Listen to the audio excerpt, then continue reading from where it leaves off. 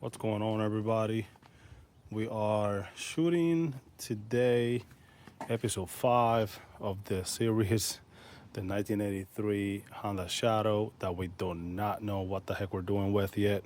But what we're doing today is trying to clean this engine up as much as possible to get it ready for paint. I am not into getting these cylinders off, these blocks off from the bottom case. So as you can see here, this is how I started, and just using a nylon wheel with my grinder, I guess, and my air tool here, with my compressor, I've been able to get a shine out of it. So I was gonna paint that silver, but I think if I can get in this on the sides and be able to shine it up like that, I am not gonna mess with it, and I'll just leave it alone, silver and shiny. I'll cover them up, and then I'll go ahead and throw some black on the rest of the engine. But in order to do that, I have some cleaning to do. So I just wanted to show you where I'm at. I'm working with this engine hoist, gambling with this strap from good old Harbor Freight. I don't recall what's the grading or the weight rating on this. If that falls off of there and it hits the ground, it'll crack, and I am screwed, and I will cry like a baby. So again, we're just cleaning up, getting in the cruds here and the fins, with don't mind my high working high class steel toes right there from Dragon Ball Z. Wire brush, just trying to clean up as much as I can. I'm gonna clean it up with some gas, and then wash it with detergent.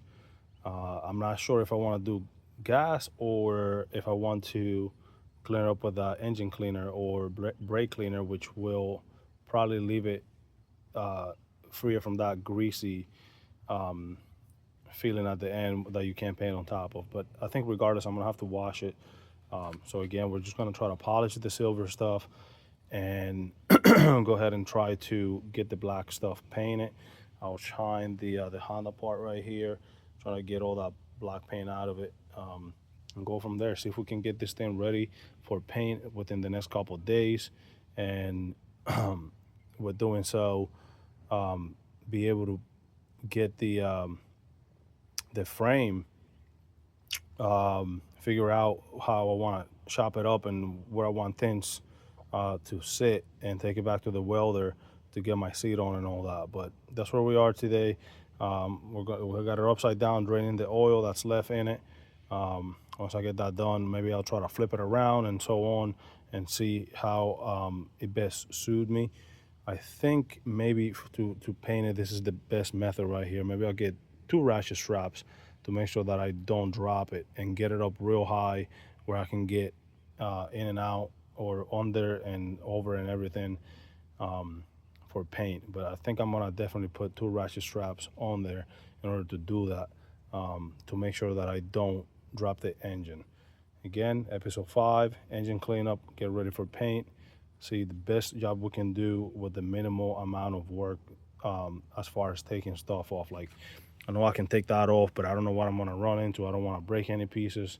I can take these grommets off for the carb. I don't know how stiff they are. They're not very soft. Again, there's a lot of stuff like that this cooling lines. So we'll see how much we can do without having to do the crazy work. So we cleaned it up as much as possible. Ran some, I think 240 or something around there, sand on the top there. It's not really where I want it to be yet, but it's a lot better than how it started. And you can see some of the spots that is kind of like yellowish darker, and then the shinier parts. But this is the valve cover gasket that's gonna be, I'm sorry, the valve covers, and they're gonna be under the frame in the seat. So, I mean, given that I want to go with the bobber style, it might show a lot, but I think I want to try to keep it that natural aluminum color. And then we cleaned up the engine and dried it up with air. We're gonna let it dry overnight, and then tomorrow I'm gonna attempt to throw um, some primer on it, self-etching primer, and I'll take the cables and the hoses and the stuff that I don't want to get paint on and tape them up. And maybe the cover out here is gonna stay silver. I think everything else is gonna be painted black. We'll see how we do with that. I mean, this is definitely not how I would like to do this, but I just, because of how everything came about, how I got the bike and everything, I just don't want to dig into it a whole lot and start taking things apart. I have videos of a 1985 Kawasaki 450 EN 450 that I did, and I ended up taking the cylinders off, did the oil gasket, the water pump gasket, the head gasket. So it was a long, it took me about 3 or 4 months, just whenever I had time working on it. But I think we're good, at a good place here. You see it's kind of nasty. From far away it looks okay. Like right there you wouldn't tell that it's so crappy of a paint, but once you get closer you can tell. So we're gonna throw the primer on it, let it sit a little bit, and then go over it with black paint that I think I have high resistant heat paint, like grill paint or something like that is what I use, which is a little opaque. And then if I want some shine, I can go ahead and throw some clear coat on it. But we'll see how we do with what we have right now. So we'll pick this up back tomorrow. All right, gang, we have the motor taped up to how I want everything to be, I guess, segregated from the paint that I'm gonna put the black. I even got the cables, the far portion of it. Look, I was thinking about certain stuff, and I might not be doing a professional job on this because I'm not a professional, obviously, but I try to do whatever I do to the best of my ability. So instead of just slapping some paint in there and just, I actually seen bikes that people put minimal effort and, just block out the whole engine. Like, I mean, I'm talking about the spark plugs have paint on them, and they look half decent, for what they're going for. So this bike is not going to a show. I want it to look presentable. So we're gonna throw some primer on here, and then we're gonna go with the high heat paint. I think I'm gonna do a light coat of prime, and then do 2 coats of the high heat paint. We have it hanging up here. It might be a little difficult. We gotta get underneath and so on. But I think, sometimes it's easier, and I'm actually thinking about whether I might want to take this engine down and actually paint it on the floor. But the thing is that to do that, I'll have to do half today and then half another day. So, to avoid all that, I'm just gonna go for it now and paint all of it. So we're gonna go ahead and throw some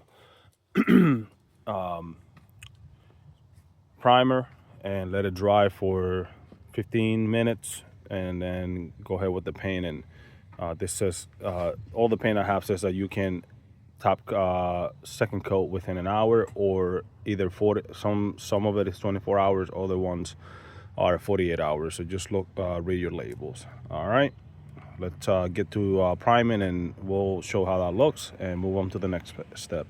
There's a coat excuse me, of primer. It's all around the engine, going with that black. I am keeping this part silver, the stuff that's taped off. Same for the valve covers. Do the best job I can to shine that up, and for the engine covers on the sides. Everything else, as you see, is getting that black, that matte black from the grill paint is what I call it. I'm not sure if that's high heat grill paint.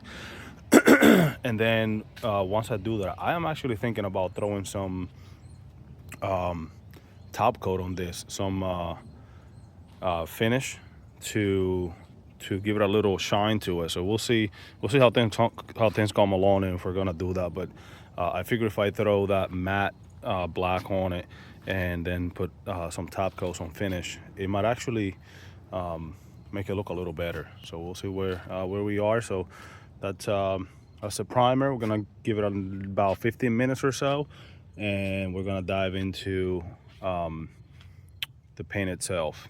Here's the first coat of paint. I actually remembered and realized that I wasn't planning on that I had gotten paint for this high heat enamel for engines, and not that stuff that I talked about earlier for grills. So this is looking pretty shiny. I don't have to put a top coat on it. I might still do it just for extra layer. I'm trying to decide if I want to do that or not, but it's not looking so bad. I mean, it's coming together. The stuff with painting, spray painting, that I've learned is that you got to take your time and not think that you need to cover everything on the first coat. The first coat is just kind of like laying it on there, building your foundation, and then your second coat is going to start covering everything that needs to be covered. And as you go on, you'll see less and less of the stuff that you're trying to cover, and the paint will sit on there. So just don't go crazy and try to think that you have to make the surface not have the original color showing on the first coat, because you'll end up just getting very, very runny paint. We're gonna let this dry a couple minutes and come back and give it a second coat.